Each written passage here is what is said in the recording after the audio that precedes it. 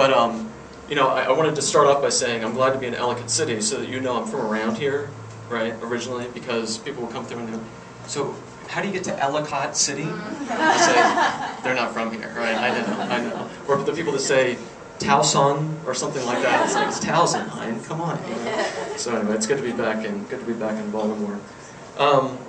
As Peggy mentioned, we're doing a retreat here. I'll do.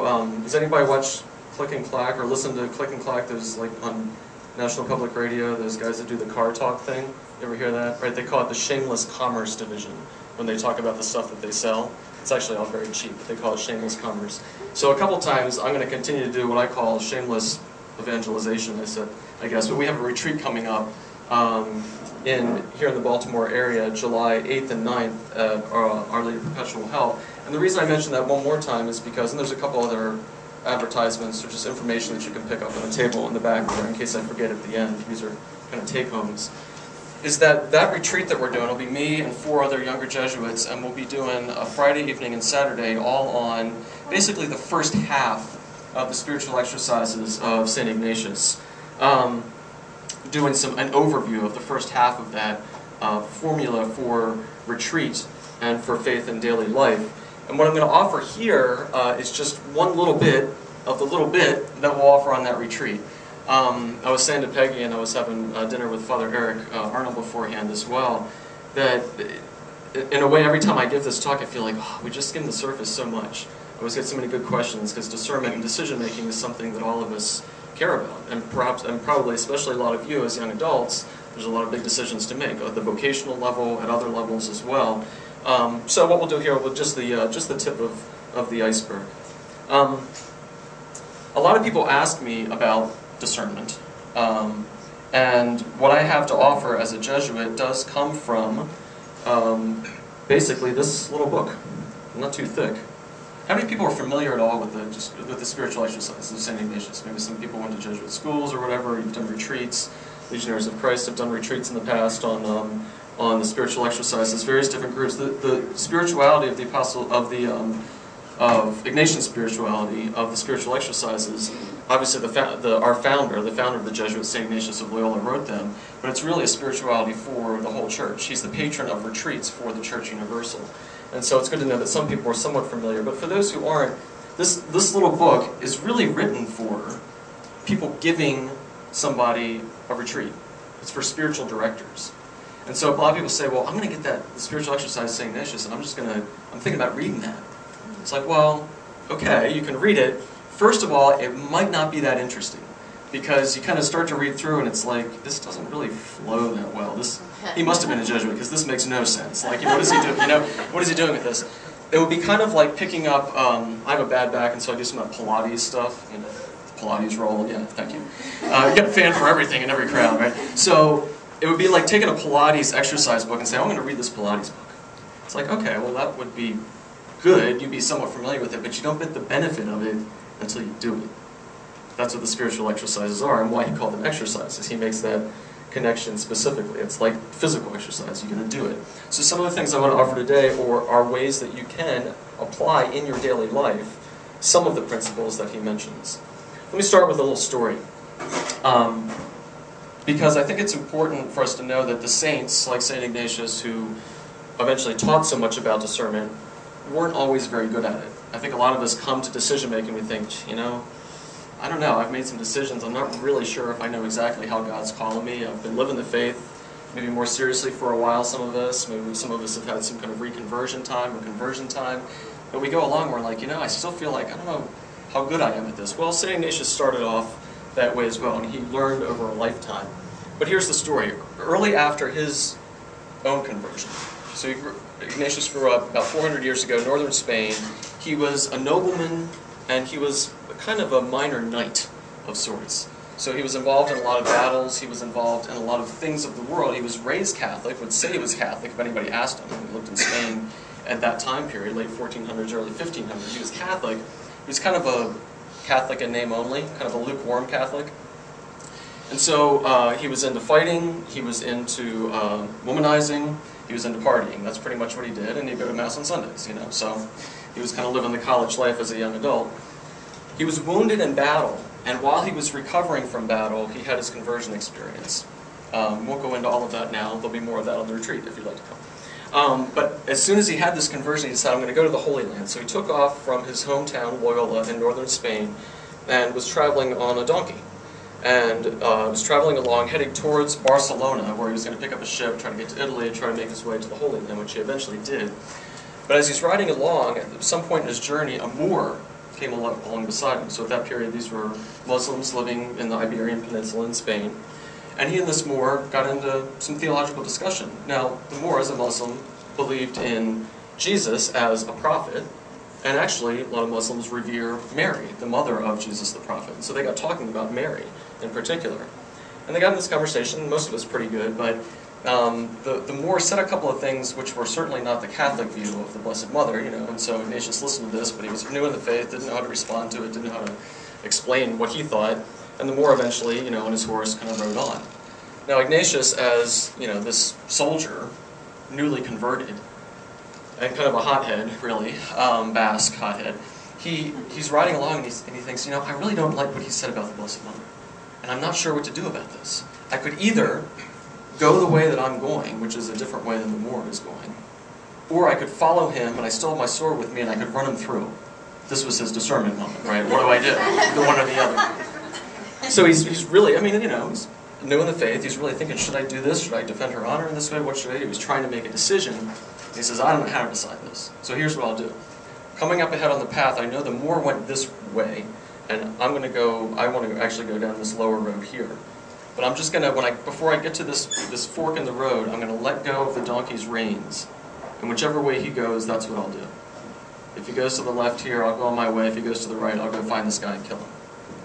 So, thankfully, for the church, for me, and for any Jesuits, or anybody who went to a Jesuit school, right, that he decided, the donkey, when he let the reins go, it took actually the smaller path. He says this in his autobiography. It took the path that was a little bit harder than the main path. It went the other way, and he decided, okay, I'm not going to kill this guy.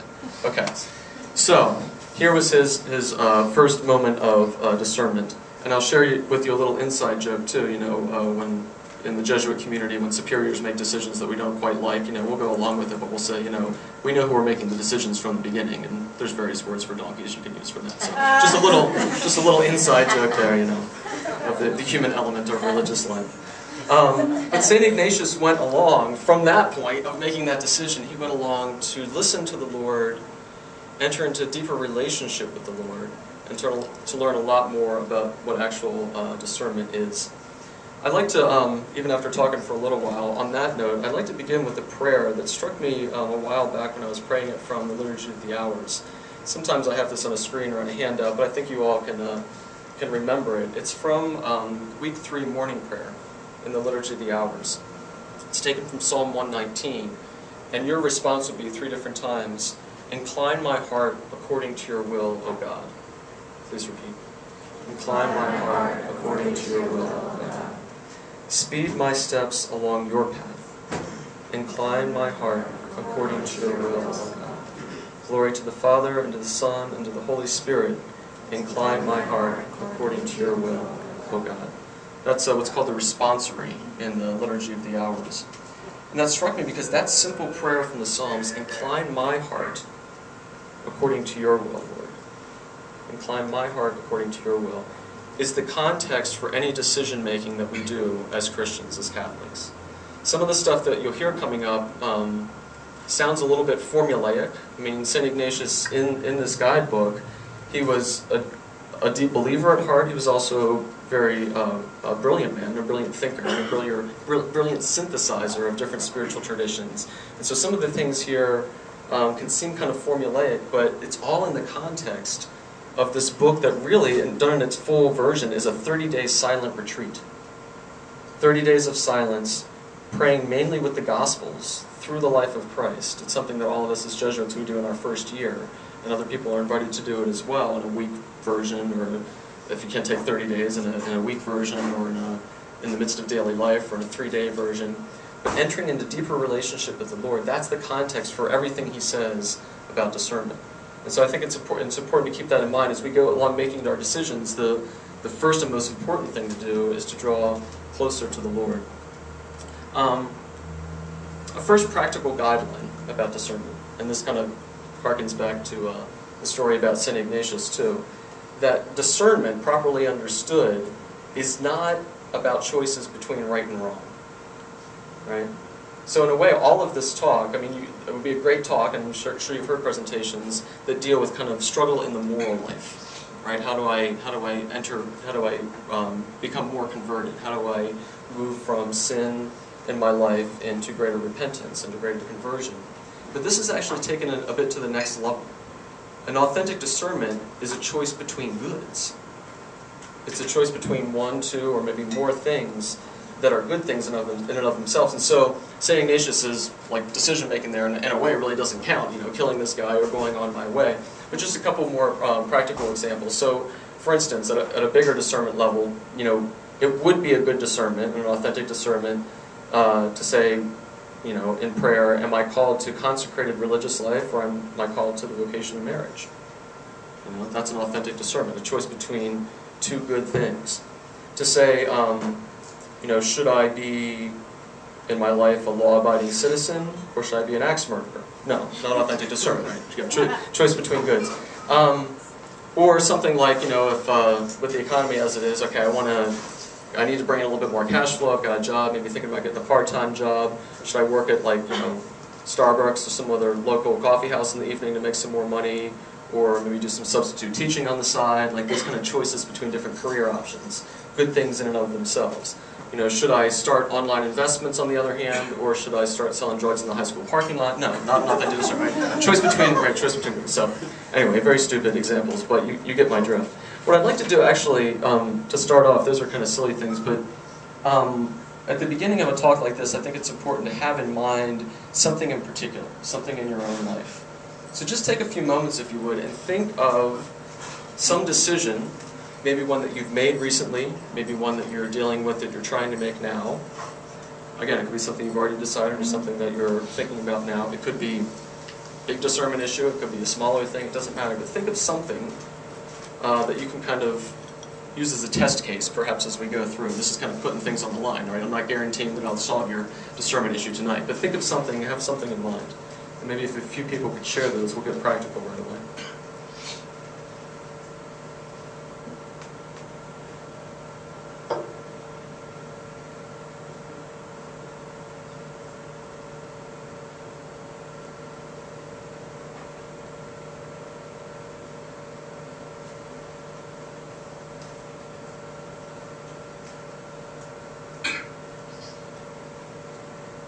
Maybe just a few people, maybe 2 or 3 people, to share what it is that you have on your mind. Let's kind of put out there what people are dealing with. What kind of decisions are you thinking about? And remember, these are decisions between goods, so you don't have to share deep, dark secrets. Please. I just recently graduated from physical therapy school, so I'm looking for my first job right now. Okay, so in other words, a choice, various different options, various different career options. Exactly, good, excellent. Career is a big one. Jobs. Although, sometimes if you can find one now, it's good. I mean, it makes the discernment easy. Okay, that is the job, but it's good that you have options. That's great. Others, anybody else? Please.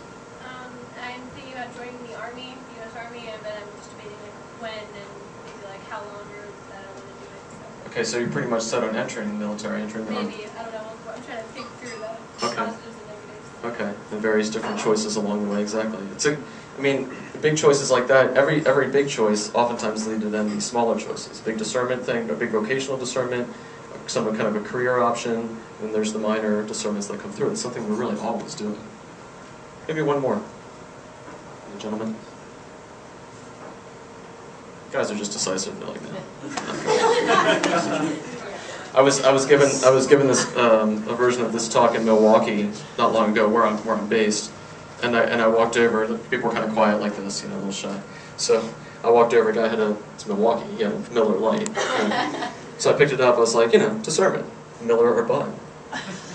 And the guy in the back was like, not an authentic discernment. It has to be between goods. I was like, very funny. Milwaukee people, they know their beer.